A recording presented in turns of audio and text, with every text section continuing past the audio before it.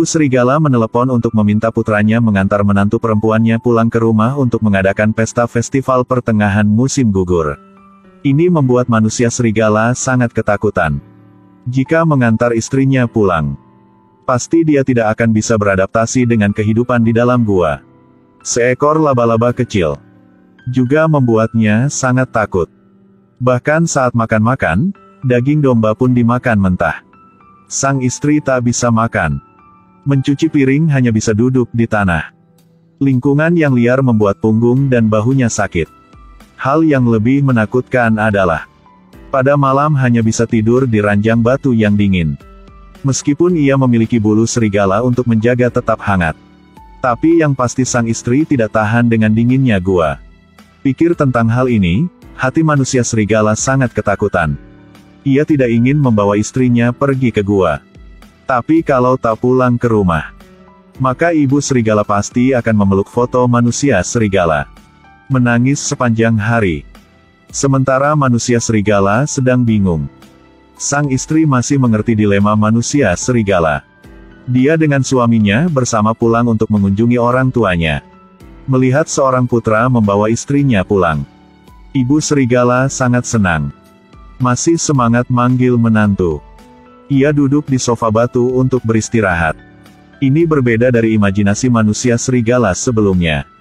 Istri sepertinya sangat nyaman. Ternyata ini kursi pijat otomatis.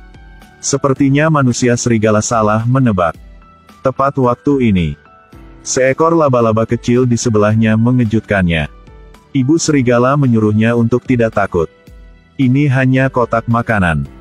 Di dalamnya ada sebuah kue bulan. Tidak menyangka ibu serigala begitu hati-hati.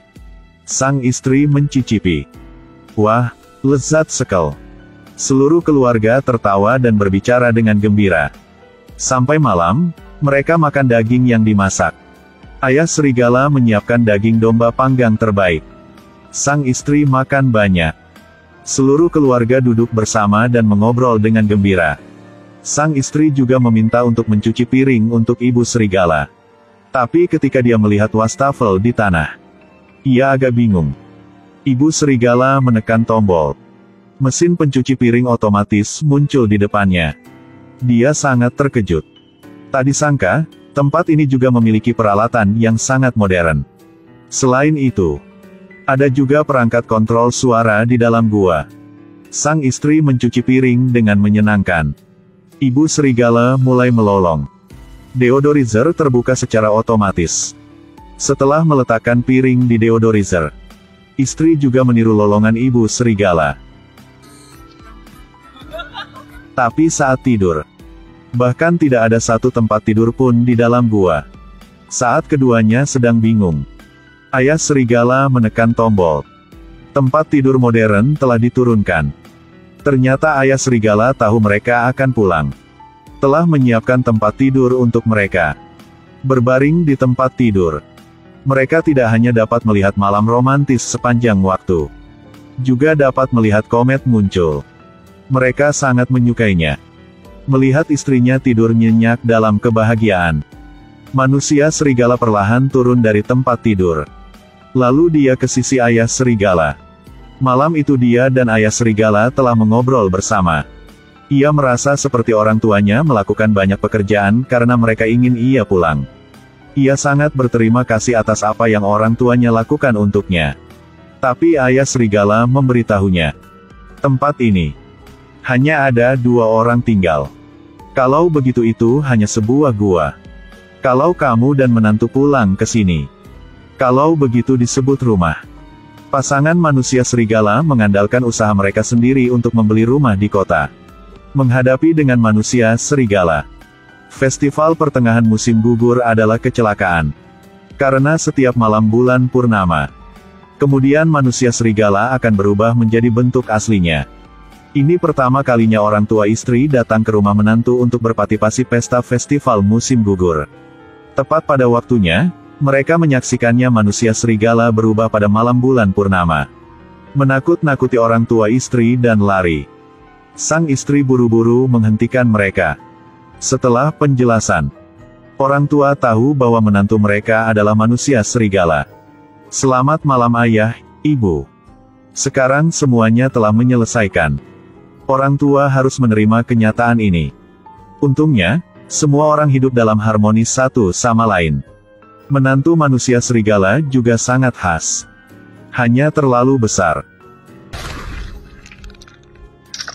Manusia serigala tahu dia salah, jadi dia agak malu. Untuk menghibur istrinya, manusia serigala memasuki dapur dan ingin membantu istrinya melakukan sesuatu. Istrinya memintanya untuk mengambil piring. Tanpa diduga, dia memecahkannya lagi. Tidak hanya mendobrak pintu lemari, bahkan memecahkan semua piring. Untuk menyenangkan istri dan orang tuanya, manusia serigala harus mengembangkan keahliannya, menampilkan hiburan untuk mereka. Dan adegan ini tepat pada waktunya untuk dilihat oleh para tetangga. Mengira itu monster, mereka segera melapor polisi.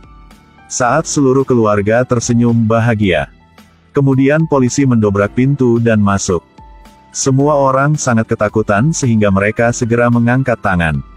Setelah mengklarifikasi fakta kepada mereka, polisi baru menyadari ini salah paham. Tapi satu gerakan manusia serigala hampir menyesatkan semua orang. Manusia serigala merasa sangat tertekan. Mungkin karena dia tidak sama dengan orang biasa. Oleh karena itu, telah ditentukan bahwa tidak mungkin untuk bersatu kembali dengan seluruh keluarga. Melihat istri dan ibunya membersihkan dapur, manusia serigala sangat sedih. Ia mulai membenci dirinya sendiri.